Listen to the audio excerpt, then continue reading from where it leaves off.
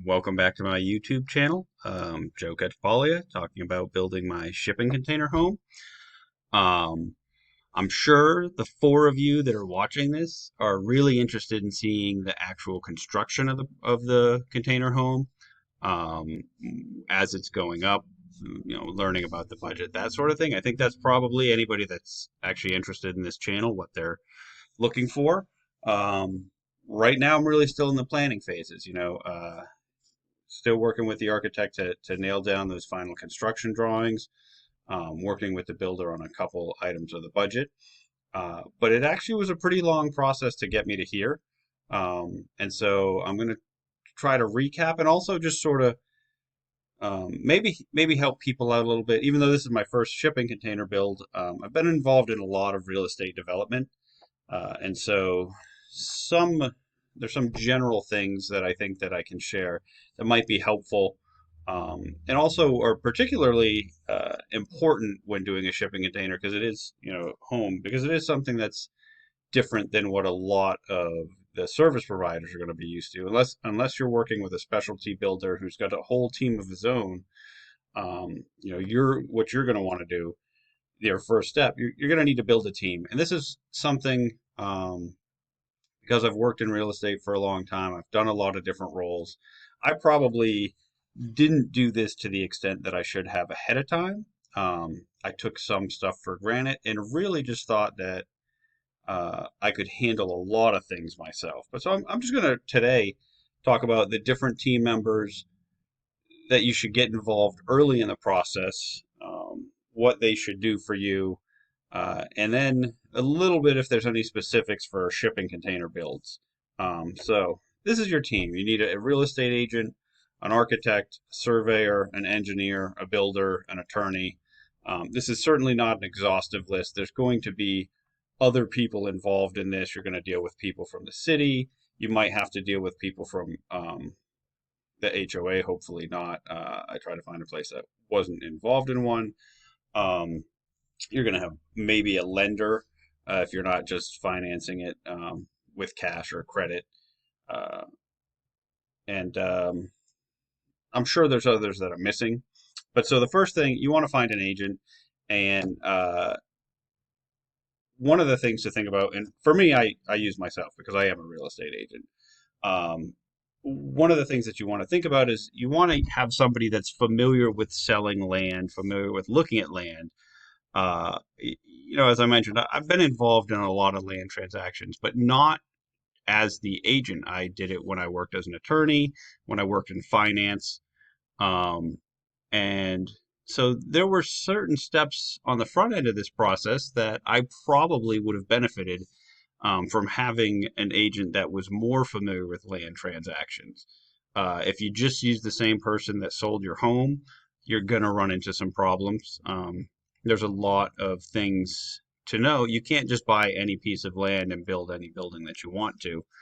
Um, and I think that that is lost even on, a lot of the listing agents that I interacted with while making offers for the property that I eventually got. I mean, I made offers on, I don't know, somewhere between 5 and 10 properties along the way and did a lot of due diligence. And you really just can't count on listing agents to know um, a lot of the details about the properties um, that you might need to know before you get to build. Um, the next person that you need an architect. This is just somebody who's going to put the plans together for you. I think a lot of people, myself included, thought, oh, well, I'll really just find the architect once I have my piece of land. Um, to a certain extent, I think that's okay. If you're just buying a flat piece of land that there's nothing special about it, uh, then you probably, you still are going to need their input, but you can probably be a little further down the road. Um, I have the land that I bought that I showed you. It's pretty challenging. Um, the both the topography and the layout and the trees. There's a lot to think about as far as designing the building and how to locate it on the land. And the architect that I'm using, he's done a great job of addressing those issues. Uh, it would have been interesting to get his input prior to me owning this land. I'm curious, and I think that that's true with a lot of the providers. I'm somewhat curious how many of them would have just told me, no, no, just find a different piece of land. I'm pretty sure that that's what my builder thinks. But I think the end product's going to be great. But there are certainly going to be challenges. Your surveyor, this is the person that really draws you that picture of the land, gives you, when you're in the purchase process, is going to be able to, be the one that shows you exactly what it is that you're purchasing. A lot of people just use whatever survey the seller has on hand, or the title company might just order one from a random provider. Again, if your lot has anything special about it, like for example, the one that I own, I need a tree survey and a topographical survey. I can't just use a boundary line survey to really do the right things here. So if I just relied on the survey that the seller provided when they listed it, which is what I did initially, uh, it's it's um, it's going to be a redundant process. I have to get those other things done. Probably, I mean, it didn't really cost me anything because the seller already had a survey on hand, and we just used that for the closing.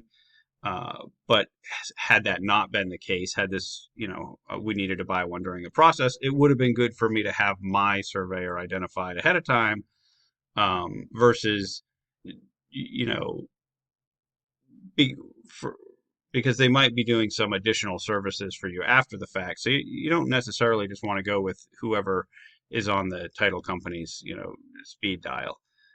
Not that there'd be anything specifically wrong with them, but for example, the surveyor I'm using is one that has worked a lot with my builder. They're in pretty much constant communication because they have a lot of projects, and I think that that's going to be helpful for me down the road. You also want to have an engineer involved.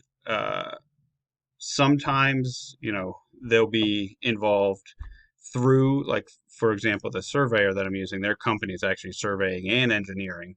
Uh, they're the ones who are actually looking at the site for me and really um, designing a foundation that is going to work for this particular situation. Again, maybe had I had their input earlier on, it's possible I wouldn't have ended up buying this piece. Although, like I said, I mean, I really just I like that aspect of it. I think that it's going to make it more interesting. But it would have been good input up front. They're all, they're going to be the ones that look at uh, the reason, this is important too, is you want somebody who has some experience with containers. I mean, so they're not learning on the job while they're doing the work for you. Um, I'm not terribly knowledgeable about everything they're doing for me, to be perfectly honest, but I know that I think it would have really helped had I identified them sooner, and maybe asked some pointed questions earlier in this process. Obviously, you want to have a builder. I think that that's really important up front. I actually had my builder look at this property before I closed on it. He gave me some things to ask about that I hadn't asked about during the due diligence process initially, and was able, so was really helpful on their, they're going to talk to you about where exactly the water and sewer hookups are located, how far into my lot am I going to have to run that if it's not run already? Um, those sorts of questions, talking about different sorts of solutions to deal with the topography of the site, um, all those sorts of things. Of course, also helping to develop the budget early on. I think you could just buy a piece of land and then later figure out what your budget's going to be. But the way I'm doing this, I'm looking at this as an investment property. And so it's not that the budget is just whatever money I have to spend. It's really, it's more about, am I going to get a good return on this? I mentioned using it as a short-term rental, and the way I analyzed the income side is going to be in a future video.